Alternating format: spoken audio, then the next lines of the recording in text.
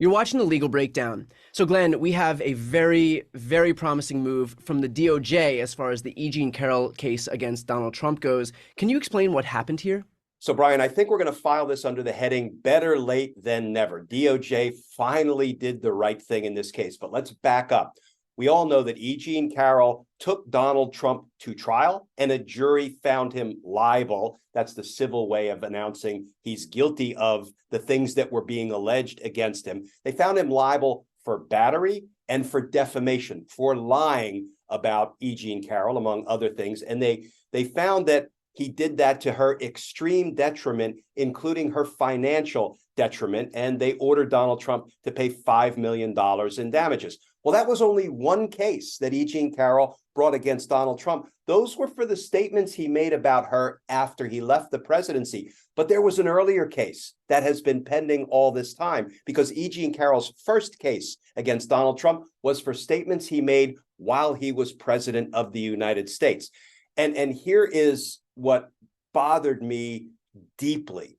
When that first case was brought, Bill Barr's Department of Justice decided that when Donald Trump said those things, those lies, defamed E. Jean Carroll, he was acting within the official duties, the official scope of his duties as president, which I always thought was a horrific thing for a Department of Justice to say. Was I shocked that Bill Barr's Department of Justice said it?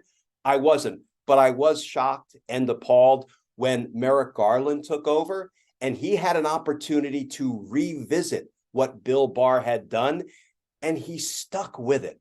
And I really expected better from Merrick Garland's Department of Justice.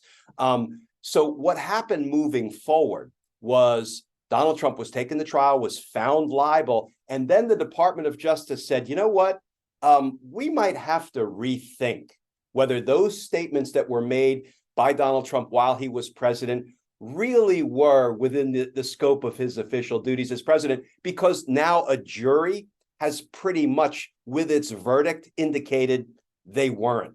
So the Department of Justice revisited what's called the substitution issue. This is a little criminal law weedy or criminal justice weedy here. But the substitution issue says that when a federal government employee or officer is sued, if that person was acting within the official scope of their duties, then the Department of Justice substitutes itself, DOJ, for the person who's being sued, the government official who's being sued. That person gets taken out of the case, and DOJ is now the party in the case, and they move to dismiss because they say, look, our employee, our officer was acting within the scope of their official duties. That was the position Bill Barr's Department of Justice took, Merrick Garland's Department of Justice took, but they just announced, we are revisiting the substitution issue. DOJ will no longer step in on behalf of Donald Trump, defend what he did. We're taking ourselves out of it. Donald Trump is back in. That's extremely good news for E. Jean Carroll, because now the second case can proceed to trial, and it is a laydown winner for E. Jean Carroll. Right.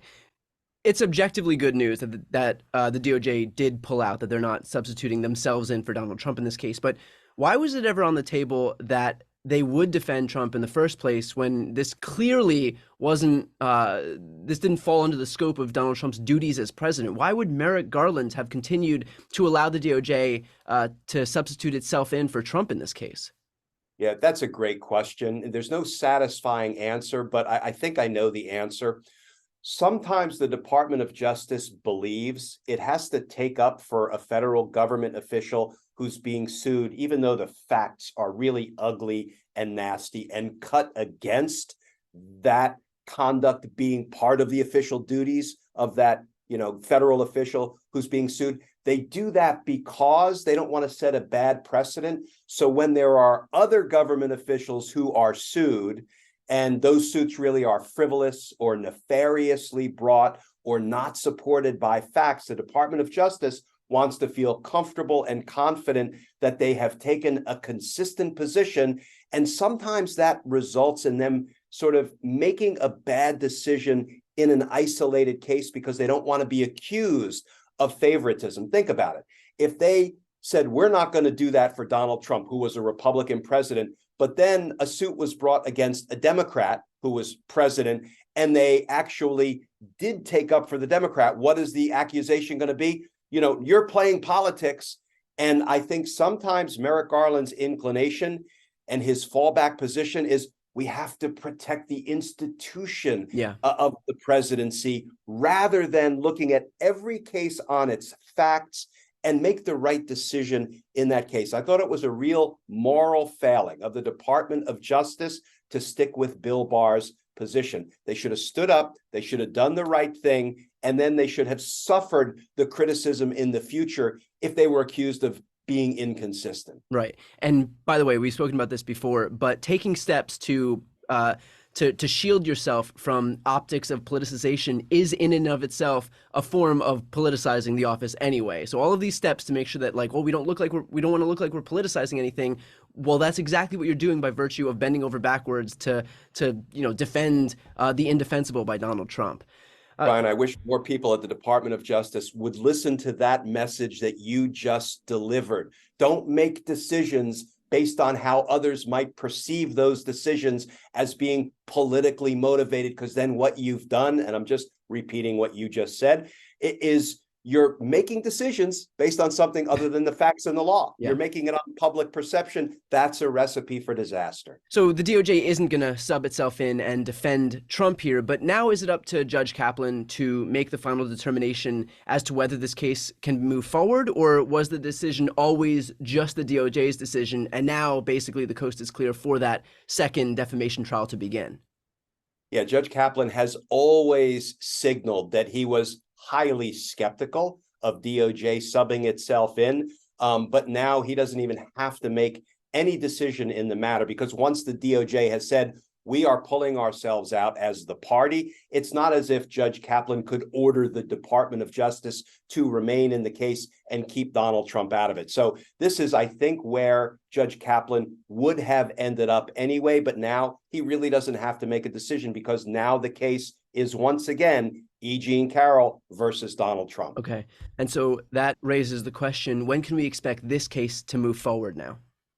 So I think there's a trial date scheduled in this case. I want to say for early 2024. I forget the month, but I really think this one is just going to be about the damages, how much Donald Trump should be made to pay. I think E Jean Carroll has upped the ask to $10 million, if I'm not mistaken. And I could easily see the jury doubling the $5 million verdict they awarded E Jean Carroll in the last trial. Why? Because after the jury handed down its verdict in favor of E Jean Carroll, Donald Trump ran out to the cameras and did it all over again, defamed her all over again. Nobody will ever accuse Donald Trump of learning from his mistakes. Yeah, well, someone should let Susan Collins know. Glenn, given the fact that Trump did already lose that first defamation case, is there any plausible deniability he has here? Is there any defense that he has here that could result in this case being any different for him?